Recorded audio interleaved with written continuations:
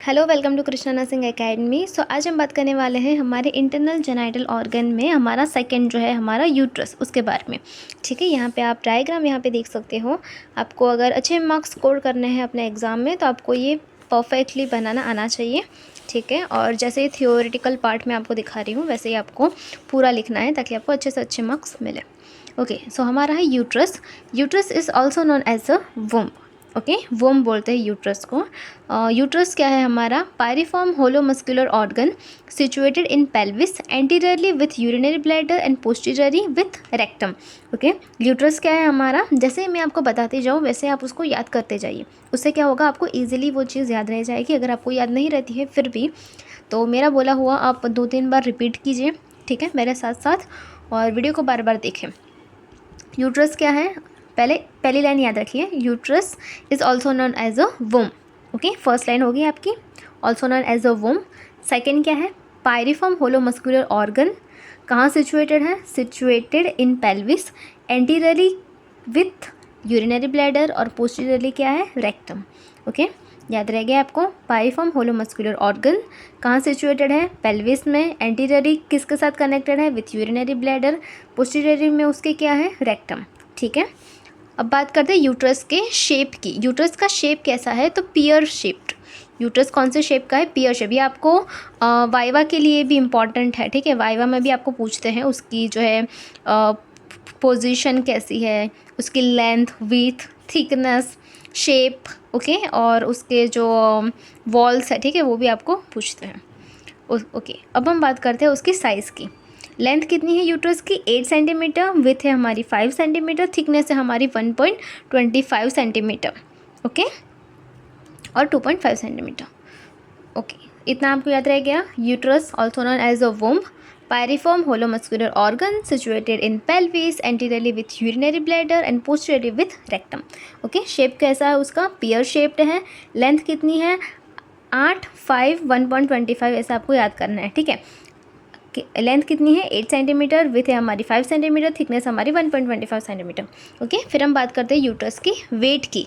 तो यूट्रस का वेट जो है वो वेरी करता है, लेकिन नॉर्मली अगर हम बात करें तो 50 to 80 ग्राम है। एवरेज बात करें तो 60 ग्राम है। इन नॉन प्रेग्नेंट वीमेन में 900 to 1000 gram in pregnancy due to the hyperplasia. Okay, तो हम साइज़ की बात करते हैं यूट्रस के साइज़ की। तो नॉर्मली जो है वो उसकी एवरेज साइज़ कितनी होती है? तो एवरेज जो है हमारा 60 ग्राम। ठीक है, 60 ग्राम है। अगर रेंज में देखें तो 50 to 80 ग्राम। ठीक है, 50 to 80 ग्राम। किस में? नॉन प्रेग्नेंट में। प्रेगनेंसी के टाइम यूट्रस में क्या होता है? हाइपरप्लेजिया।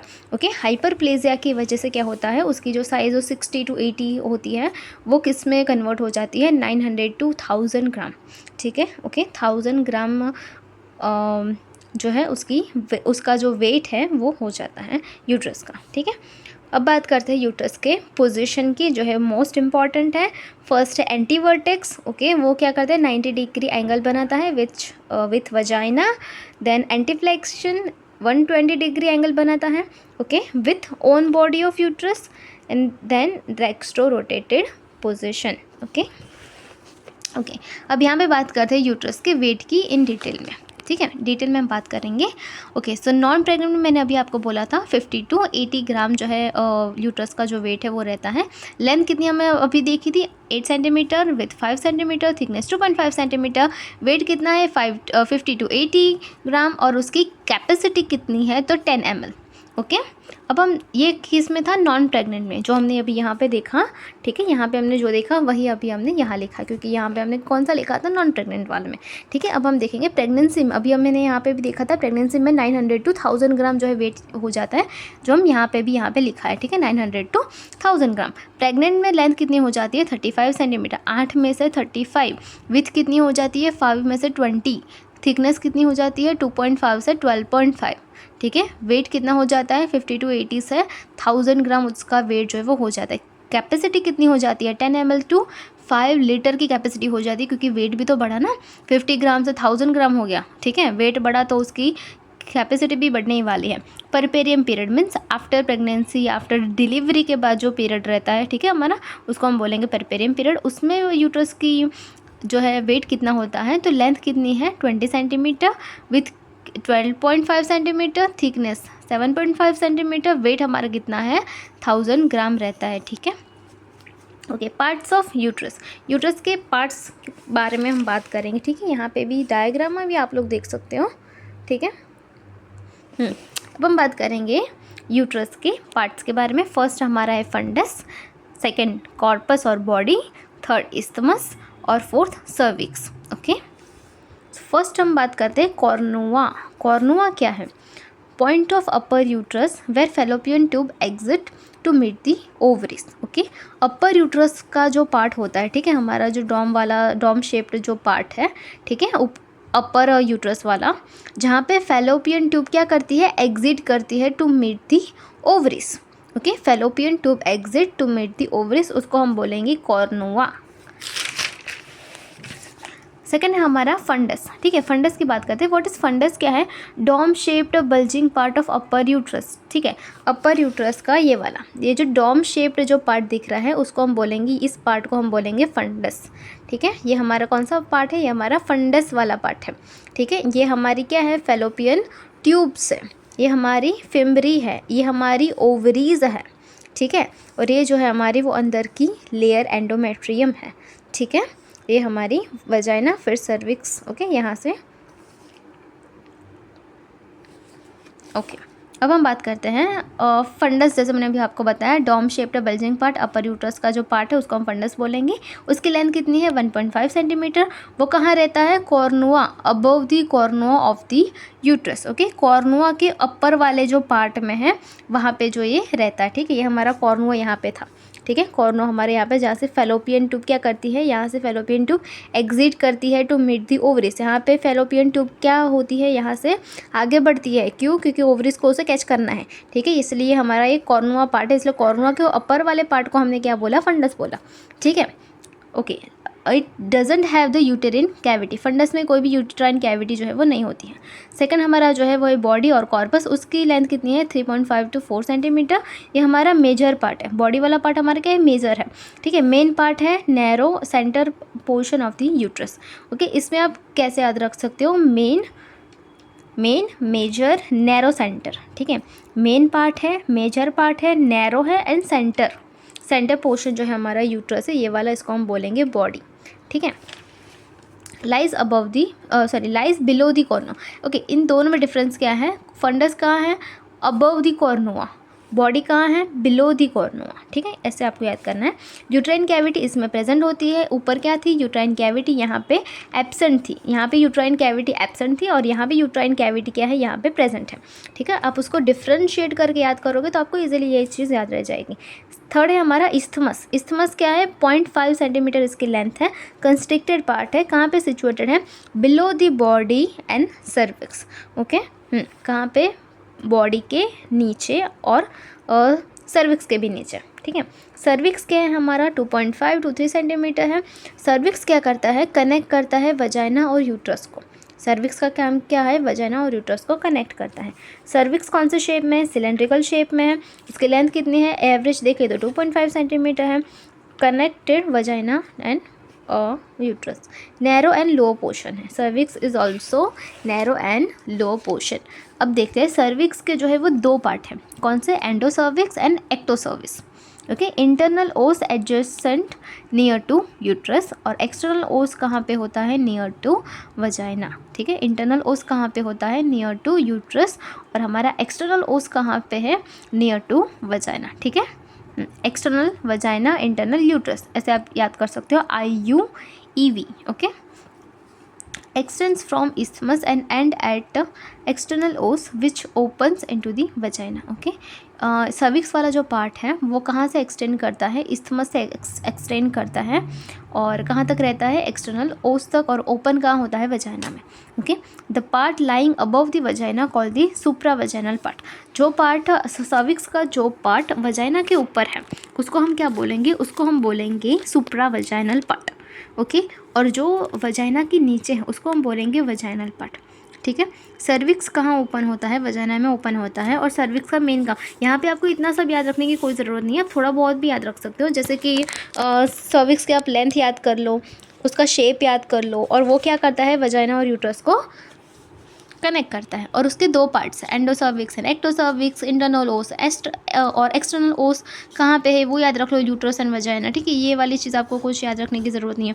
अपर वाला पार्ट तो पता चल गया, सुप्रा वजाइनल, नीचे वाला पार्ट जो है वो वजाइनल पार्ट है। सर्विक्स कहाँ ओपन होता है, वजाइना में ओपन होता है। ठीक है, ये भी आपको याद रहेगा। अब हम बात करते हैं रिलेशंस ऑफ यूट्रस, यूट्रस के रिलेशंस के बारे में, मतलब यूट्रस की वॉल के रिगार्डिंग। ठीक है, अभी यूट्रस अब एंटीरियरली कहाँ से, उसके एंटीरियर में क्या है, उसके पोस्टीरियर में क्या है। ठीक है, यूट्रस के आगे क्या है, यूट्रस के पीछे क्या है, उसके लेटरली साइड में क्या है। ठीक है, उसके बारे में हम बात करने वाले हैं। तो एंटीरियरली जो यूट्रस है वो कहाँ है, above the internal os. Okay, body from posterior wall of uterovesical pouch. अभी इसमें आपको कुछ नहीं करना है, इसको बस आपको सिर्फ याद करना है। ठीक है, अगर नाम आपको याद रहे तो बहुत अच्छा है, अगर आप ये लिखते हो तो को ज़्यादा से ज़्यादा मार्क्स मिल सकते हैं। ठीक है, लेकिन अगर आपको याद नहीं रहता तो कोई बात नहीं, पीछे हमारे पास बहुत सारा कंटेंट है। ठीक है, ये लिखोगे फिर भी आपको मार्क्स अच्छे खासे मिल जाएंगे। ठीक है, लेकिन अगर आपको याद करना है तो आप ये वाला याद कर सकते हो। एंटीरियरली क्या है, above the internal os, body forms posterior wall of uterovesicular pouch. यहाँ पे जो मैंने लाइन किया है, आपको अगर आपको याद रहे तो आप इतना भी लिख सकते हो। ठीक है, uterovesicular pouch, anterior above the internal os, internal os के ऊपर वाला जो पार्ट है वो किसके साथ कनेक्ट है, यूट्रोवेसिकुलर पाउच। ऐसे भी आप उसको याद रख सकते हो। अब बिलो द इंटरनल ओस, ऊपर क्या था, अबव द इंटरनल ओस, नीचे आएगा बिलो द इंटरनल ओस। बिलो द इंटरनल ओस में क्या है, बेस ऑफ ब्लैडर। बस इतना भी आप याद कर सकते हो। ऐसा नहीं कि आपको पूरा मैंने जितना लिखा उतना याद करना, नहीं। अबव द इंटरनल ओस आप ऐसे याद कर लो, जैसे कि एंटीरियरली पहले ऊपर लिखो ऐसा रिलेशंस, फर्स्ट लिखो एंटीरियरली, उसमें लिखो अबव द इंटरनल ओस, सेकंड लिखो below the internal os. Okay, above the internal ओस में लिखो यूट्रोवेसिकुलर पाउच, बस इतना ही। ठीक है, बिलो द इंटरनल ओस में लिखो बेस ऑफ ब्लैडर, बस हो गया।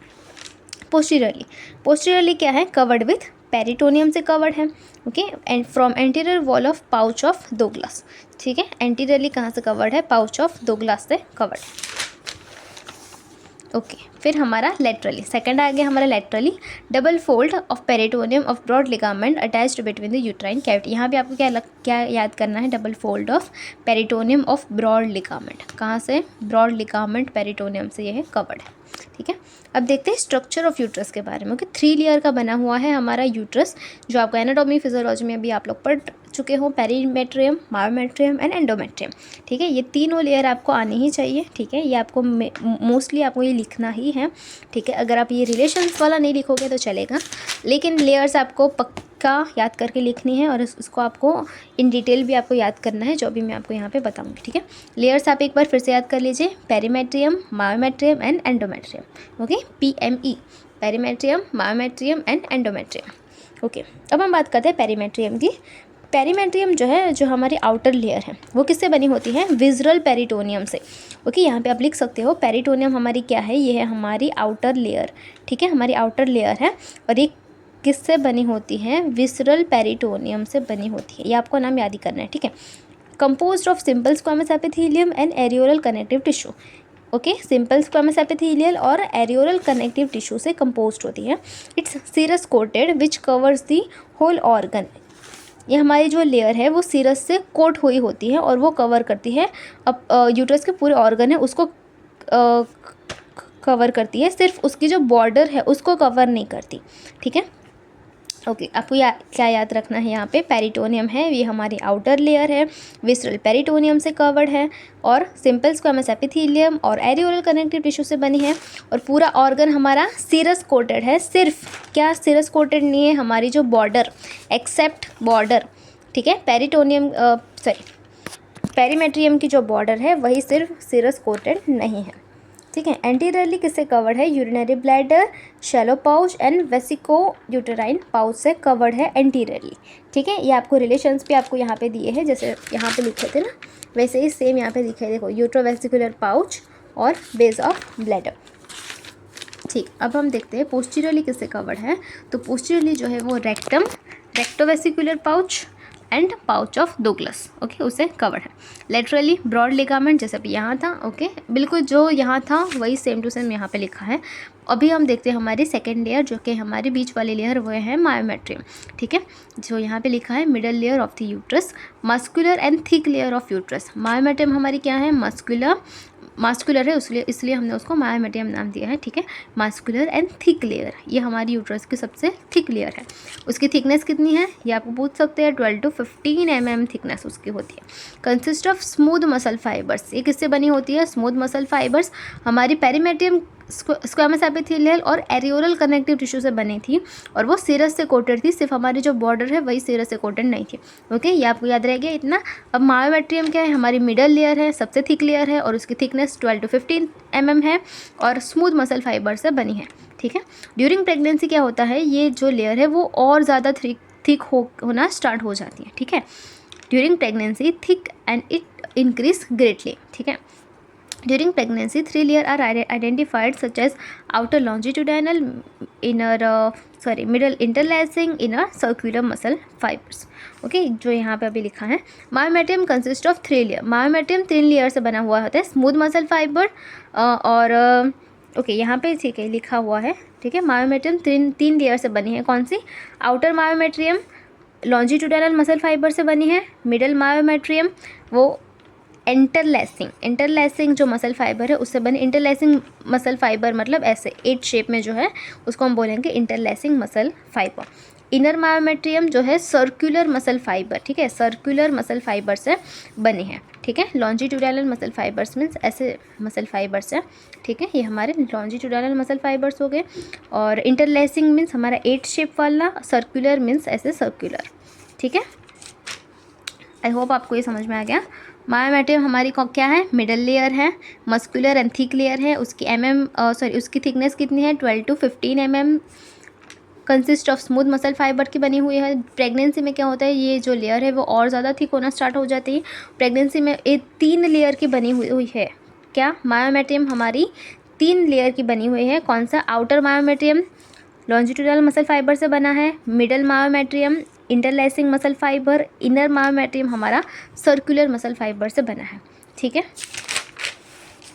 ओके, थर्ड है हमारा एंडोमेट्रियम। एंडोमेट्रियम क्या है? हमारी inner most layer of uterus है, ऑल्सो कॉल्ड द डेसिडुआ। इसको हम क्या बोलते हैं? डेसिडुआ भी बोलते हैं during the pregnancy. Okay, pregnancy conceive होने के बाद हम उसको क्या बोलते हैं? हमारी जो एंडोमेट्रियम है उसको हम बोलते हैं डेसिडुआ, ठीक है। हाईली वास्कुलर है और हैज़ 3 कंपोनेंट। ओके, ये हमारी जो एंडोमेट्रियम है वो उसमें हाईली वास्कुलर मीन्स वैसे सबसे ज़्यादा प्रेजेंट है, और वो 3 कंपोनेंट से बनी है।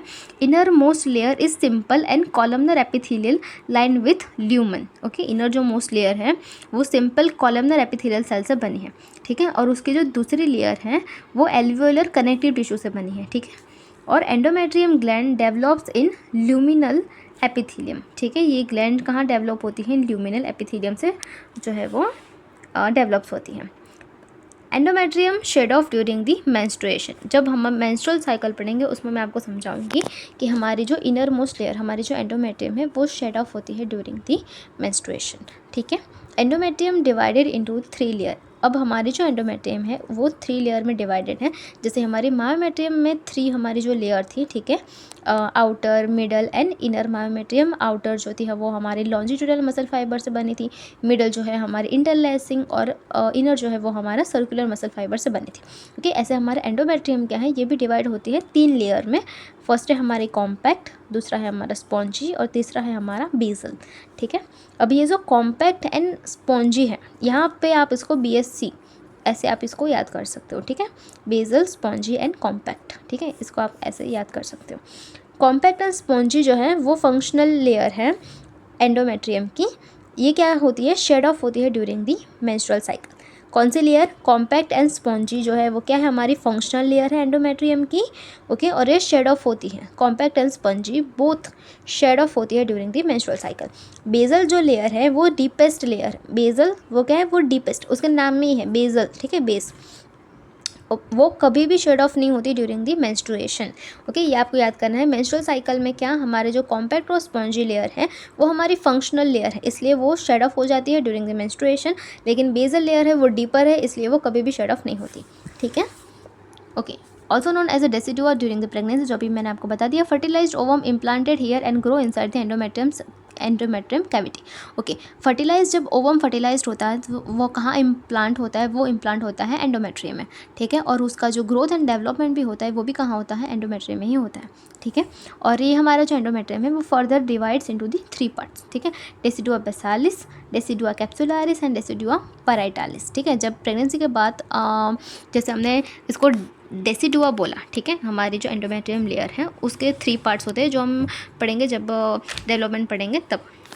ओके, लिगामेंट्स ऑफ यूट्रस, या आप लिख भी सकते हो, ठीक है, लिगामेंट्स ऑफ यूट्रस, वरना ये इतना इंपॉर्टेंट भी नहीं है, ये आपको इतना नहीं पूछते, लेकिन फिर भी अगर आपको कुछ ज़्यादा थ्योरी लिखनी है तो आप इसको लिख सकते हो। आप इसको याद करना भी बहुत ही ईजी है, जैसे मैंने अभी यहाँ पे लिखा है RCB कप O, ठीक है। RCB हमारी टीम में याद कर लेनी है, RCB कप और O, ठीक है।